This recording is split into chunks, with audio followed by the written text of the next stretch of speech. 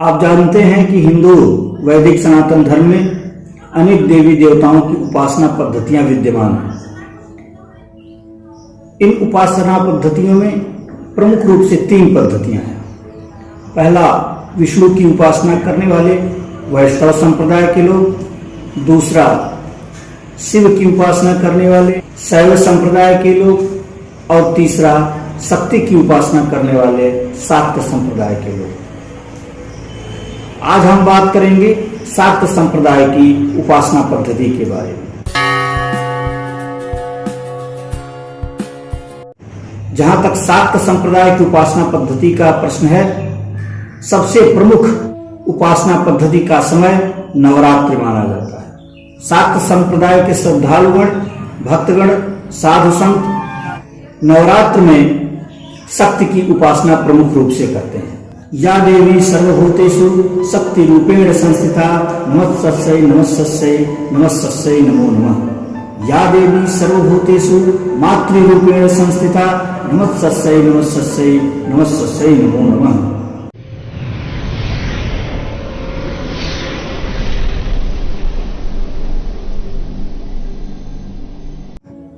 नमस्कार मित्रों, जय माता दी। मैं तारकेश्वर सिंह अजीत, आप देख रहे हैं मेरा YouTube चैनल अजीतांजलि। आज हम बात करेंगे नवरात्र के विषय में। सबसे पहले हम चर्चा करेंगे नवरात्रि क्या है और यह कितने प्रकार की है।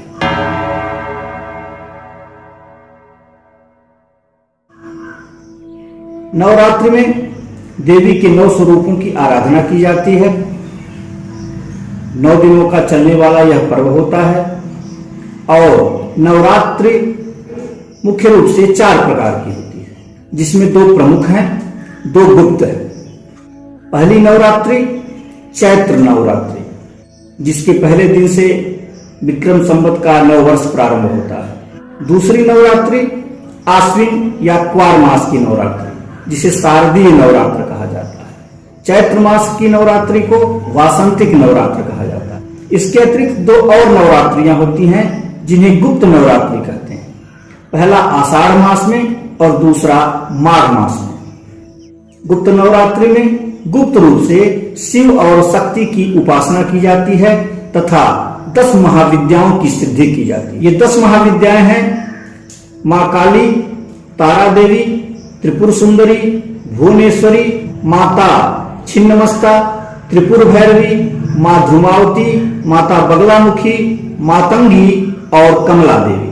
जबकि चैत्र और आश्विन मास की नवरात्रि को सार्वजनिक रूप से वैदिक विधि विधान से नवरात्रि में माता की उपासना की जाती है। देवी भागवत और अन्य ग्रंथों में सबसे अधिक प्रचलित और प्रसिद्ध आश्विन मास की नवरात्रि को माना गया है, शारदीय नवरात्रि को माना गया है। हम बात करेंगे शारदीय नवरात्र के बारे में।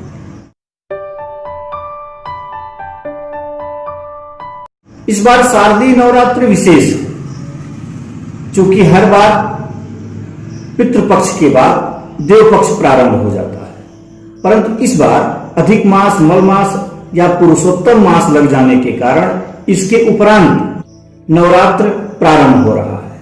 इसलिए अधिक मास के बाद प्रारंभ होने वाले इस शारदीय नवरात्र का विशेष महत्व है, क्योंकि इसमें सर्वार्थ सिद्ध योग भी मिल रहा है। कुल मिलाकर इस प्रकार 2020 का शारदीय नवरात्र बहुत ही विशेष और उत्तम फल देने वाला है। इस बार शारदीय नवरात्र 17 अक्टूबर दिन शनिवार से प्रारंभ होकर 25 अक्टूबर दिन रविवार को समाप्त हो रहा है। इस बार तिथि का क्षय नहीं है। नवरात्र 9 दिनों का है, परंतु नवमी और विजयादशमी एक दिन भोग कर रही है।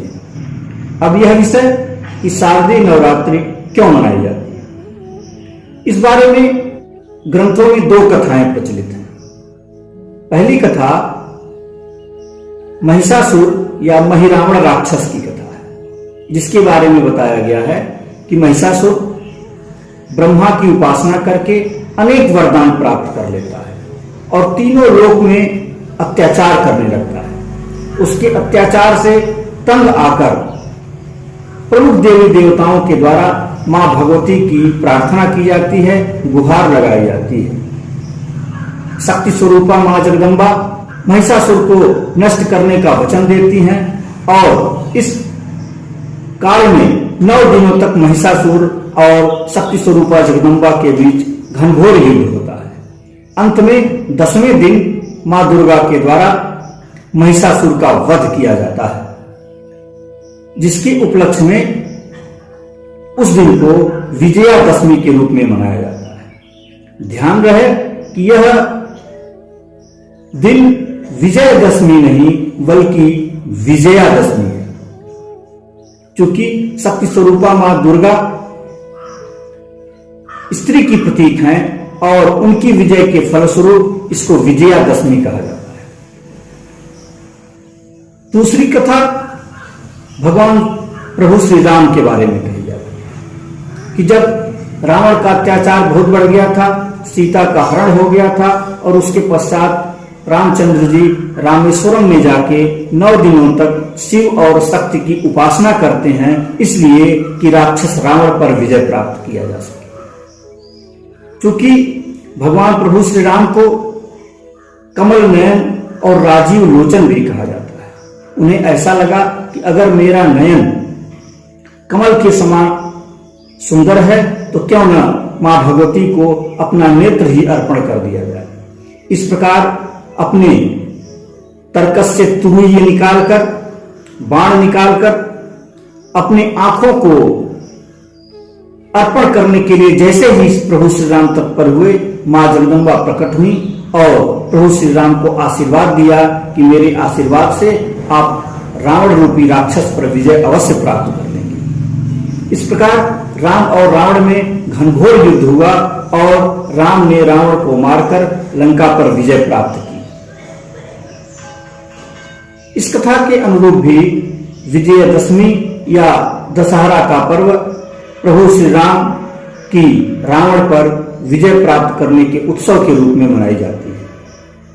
कुल मिलाकर यह विजयादशमी या दशहरा का पर्व, नवरात्रि का पर्व बुराई पर अच्छाई के प्रतीक का पर्व है। नवरात्र में मां भगवती की उपासना और विजय पर्व मनाने का वैज्ञानिक कारण भी है, क्योंकि यह समय बरसात के बाद आता है, जब बरसात समाप्त हो रही होती है और शरद ऋतु प्रारंभ हो रही होती है। ऐसे में 2 ऋतुओं का संक्रमण काल इसे कहते हैं और इस संक्रमण काल में अनेक संचारी रोग उत्पन्न होते हैं, अनेक महामारियां उत्पन्न होती हैं। इन महामारी और संचारी रोगों के उपचार के हेतु व्रत रहकर, संयमित भोजन करके, घर द्वार को साफ सुथरा स्वच्छ करके और उपासना की जाती है, ताकि इन महामारियों से हमारा परिवार, हमारा समाज और हम सुरक्षित रह सके। शारदीय नवरात्र में कलश स्थापन कैसे करें? नवरात्र के प्रथम दिवस में कलश स्थापन से ही, माता की प्रतिमा के स्थापन से ही इस पर्व की शुरुआत होती है। सबसे पहले जिस स्थान पर माता और कलश की स्थापना करनी हो उसे लीप पोत कर साफ सुथरे तरीके से गंगा जल का छिड़काव करके एक चौकी की स्थापना की जाती है, जिस पर लाल वस्त्र बिछाया जाता है। चौक पूरण का कार्य किया जाता है। कुछ लोग रंगोली भी बनाते हैं। उसके बाद चौकी पर देवी मां की प्रतिमा स्थापित की जाती है। ईशान कोण में उत्तर पूर्व की दिशा में कलश स्थापन का कार्य होता है और आग्नेय कोण में चौकी के अखंड ज्योति प्रज्वलित की जाती है। कलश स्थापन के लिए एक बड़े पात्र में मिट्टी या स्वच्छ बालू, उसमें ज्वारे प्रत्यारोपित किए जाते हैं, उस पर जल का छिड़काव किया जाता है। तत्पश्चात जो घट होता है, अष्टदल बनाकर घट पर स्वास्तिक का चिन्ह बनाकर और कलेवा लपेटकर उस पर लाल वस्त्र से आरोपित करके तथा आम के पल्लों से सुसज्जित करके उस कलश में एक मुद्रा, अक्षत, दूर्वा, हल्दी आदि वस्तुएं डालकर उस पर नारियल रखा जाता है और इस प्रकार विधि पूर्वक पंचोपचार पूजन से कलश की स्थापना की जाती है। चौकी पर माता की प्रतिमा या फोटो स्थापित की जाती है तथा अखंड दीपक घी का या तेल का प्रज्वलित किया जाता है तथा इसके अनुसार उसके बाद 9 दिनों तक शक्ति स्वरूपा मां जगदम्बा की आराधना की जाती है, विधि विधान से पूजा की जाती है। अंतिम दिन नवमी को हवन किया जाता है, कन्या पूजन किया जाता है और पूर्णाहुति की जाती है, प्रसाद वितरण किया जाता है तथा विजयादशमी को विजय उत्सव पर्व के अवसर पर अस्त्र और शस्त्रों का पूजन किया जाता है। कलश स्थापन में कौन कौन सी सामग्री उपयोग की जाती है, उसमें कोई सामग्री छूट न जाए, त्रुटि न रह जाए, इसलिए क्रम से कुछ सामग्रियां निश्चित हैं। माता की चौकी, माता की प्रतिमा या फोटो, लाल कपड़ा, चुनरी, नारियल, घड़ा या घंट, गंगा जल, रंगोली या चौक पूरन का आटा, सुपारी, दूर्वा, अक्षत, चावल, कुछ मुद्राएं, हल्दी की गांठ, कुमकुम, रोली, हल्दी, देसी घी, तेल, अखंड दीपक, पूजन दीपक, धूप, इत्र, श्रृंगार सामग्री, लाल फूल, अन्य पुष्प, पुष्पमाल्य, आम और अशोक के पत्ते, कुसा, पान, सुपारी, लौंग, इलायची, कपूर, बतासे, उपला, गौरी गणेश, नवग्रह सामग्री, गाय का गोबर, दधी, मीठा, फल, कलावा, मेवा, गुड़, जौ, माचिस, रुई, खीर, शहद, लाल झंडी आदि और अंत में नवमी के दिन हवन सामग्री। इस बार शारदीय नवरात्र में 17 अक्टूबर दिन शनिवार को कलश स्थापन का समय क्या? कलश स्थापन का समय प्रातः लगभग 6:30 से 10:30 के बीच। सही समय 6:27 से 10:13 तक। इसके अलावा अभिजीत मुहूर्त में लगभग 11:30 से 12:30 के बीच भी कलश की स्थापना की जा सकती है। इसका निर्धारित समय 11:44 से 12:29 तक। इस प्रकार इस 2 समयावधियों में कलश की स्थापना विधि पूर्वक की जा सकती है। माता का आगमन और उनकी सवारी। ग्रंथों में देवी भागवत में ऐसा लिखा है कि जिस दिन नवरात्र प्रारंभ होता है अर्थात जिस दिन कलश की स्थापना होती है उस दिन के अनुसार माता के आगमन की अलग अलग सवारियां निर्धारित हैं और अंतिम दिन के अनुसार माता के प्रस्थान की भी अलग अलग सवारियां निश्चित हैं। इन सवारियों का अलग अलग शुभाशुभ फल भी प्राप्त होता है। जैसे रविवार और सोमवार को अगर नवरात्रि प्रारंभ हो तो माता हाथी पर सवार होकर आती हैं। शनिवार और मंगलवार को प्रारंभ हो तो माता का आगमन घोड़े पर होता है। गुरुवार और शुक्रवार को नवरात्र प्रारंभ हो तो माता का आगमन डोली पर होता है। बुधवार को नवरात्र के प्रारंभ पर माता का आगमन नौका पर होता है। शशि सूर्य गजारूढ़ा शनि भव में तुरंग में गुरु शुक्रे च दौलायाम बुधे नौका प्रकीर्तिता। माता के आगमन की सवारी के द्वारा वर्ष भर की एक शुभाशुभ भविष्यवाणी भी की जा सकती है। जैसे रविवार और सोमवार का जब हाथी पर आगमन होता है तो उस वर्ष ज्यादा जल बरसता है अर्थात अतिवृष्टि होती है। शनिवार व मंगलवार को जब माता का आगमन घोड़े पर होता है तो पड़ोसी देशों से युद्ध की आशंका और प्राकृतिक प्रकोप की आशंका बनी रहती है। गुरुवार व शुक्रवार जब माता डोली से आगमित होती हैं तो महामारी का खतरा रहता है तथा बुधवार को जब माता नौका पर सवार होकर आगमन करती हैं तो उसका शुभ फल प्राप्त होता है। नौका पर आगमन के द्वारा समस्त मनोकामनाओं की पूर्ति होती है। तत्फलम गजेच जलदा देवी छत्र भंग तुरंग में नौकायाम सर्वसिद्धिस्या डोलायाम मरणम ध्रुवम।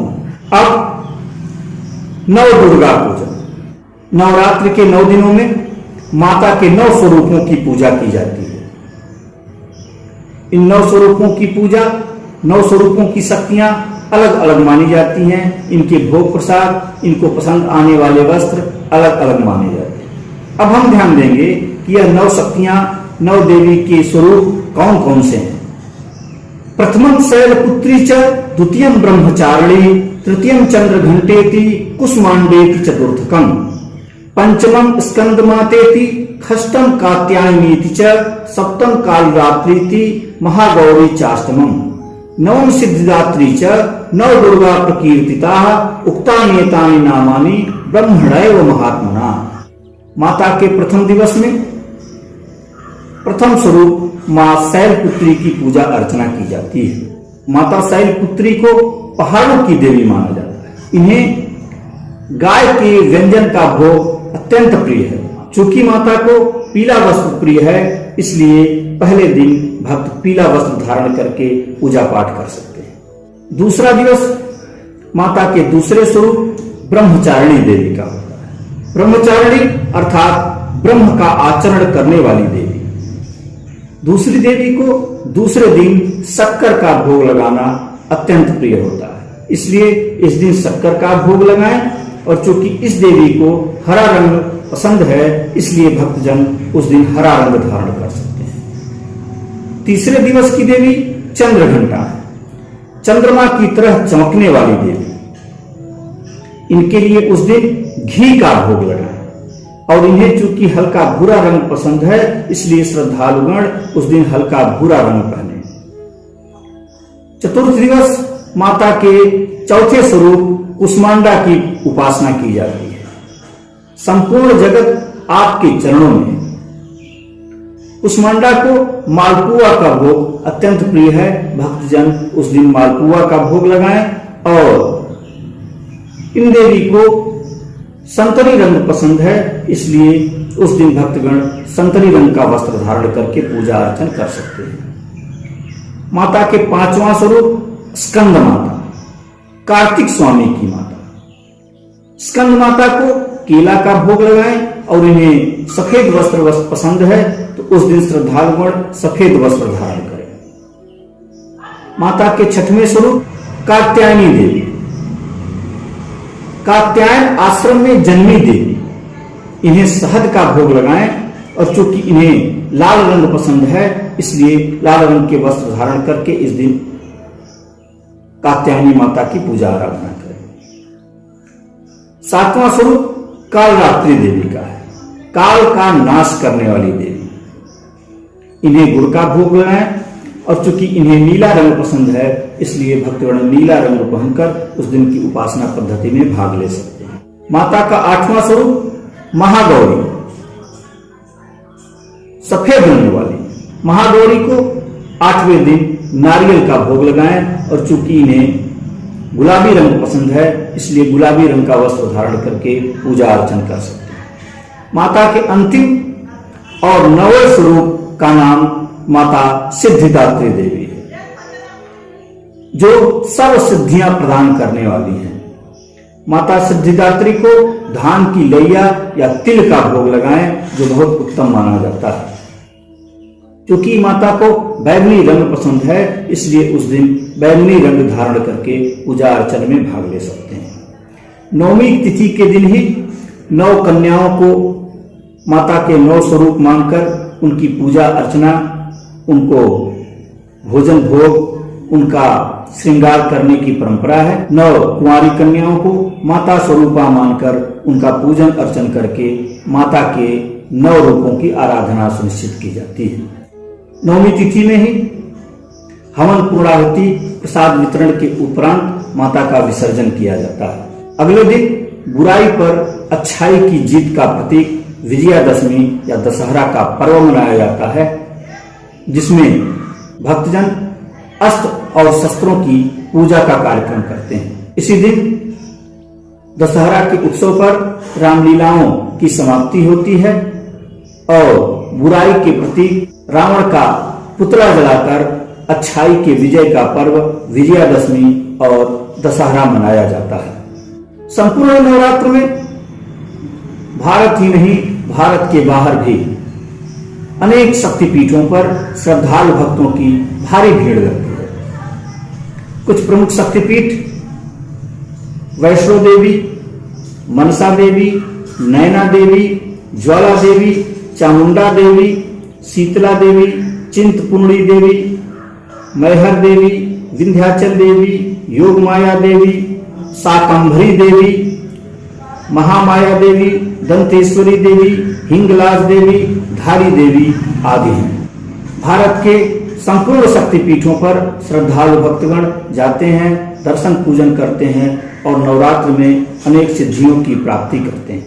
नवरात्रि विषय पर अगर आपको मेरी वीडियो पसंद आती है तो कृपया इस वीडियो को लाइक करें, अपने सुझाव कमेंट बॉक्स में अवश्य लिखें। अगर अब तक आपने मेरे चैनल को सब्सक्राइब न किया हो तो कृपया सब्सक्राइब करें और सामने वाली बेल आइकन की घंटी जरूर दबाएं ताकि मेरी आने वाली सभी वीडियो की पहली नोटिफिकेशन आपको प्राप्त हो सके।